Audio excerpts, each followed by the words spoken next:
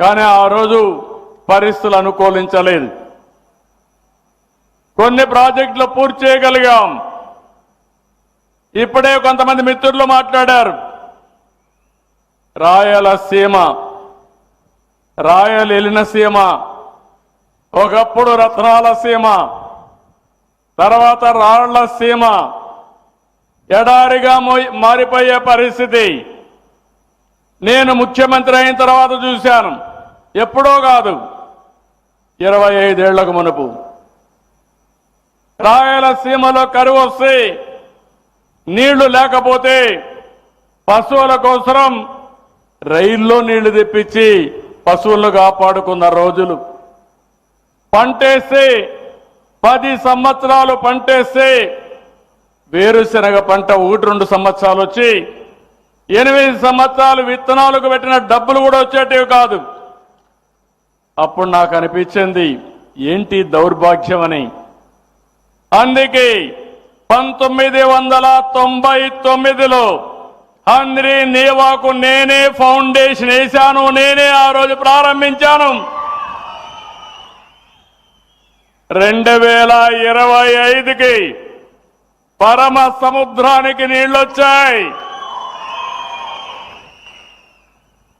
శ్రీశైలం మల్లన్న, ఇక్కడ కుప్పం మల్లన్న, కంగొంది మల్లన్న దగ్గరికి నీళ్లు తీసుకొచ్చాం.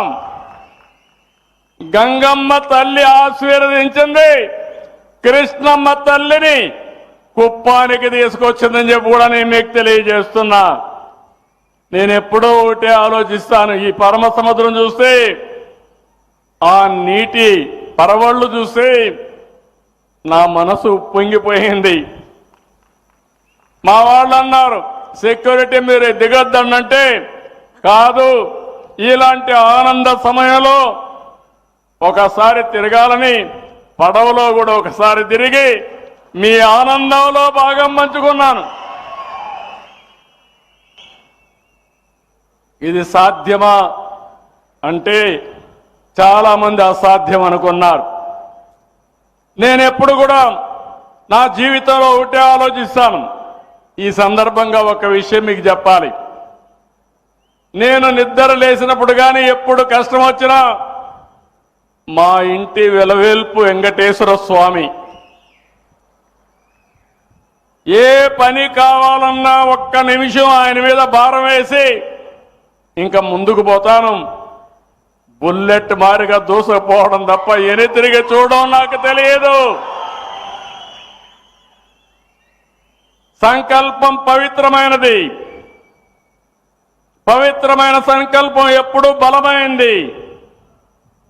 కొన్నిసార్లు కొన్ని ఇబ్బందులు వస్తాయి, కానీ ఆ ఇబ్బందుల్ని అధిగమించితే తప్పకుండా జయప్రదం అవుతుంది. నేను చాలా మీటింగుల్లో చెప్పాను, రాయలసీమ రాళ్లసీమ కానీయను, రాయలసీమని రతనాలసీమగా చేసే బాధ్యత నాదని చాలా స్పష్టంగా హామీ ఇచ్చా. నేను అవన్నీ హామీ ఇస్తే నేను చాలా ప్రయత్నాలు కూడా చేశాను. మీరు ఆ విషయం కూడా గుర్తుపెట్టుకోవాల్సిన అవసరం ఉంది. ఈరోజు ఈ ప్రాజెక్ట్ ఉంది.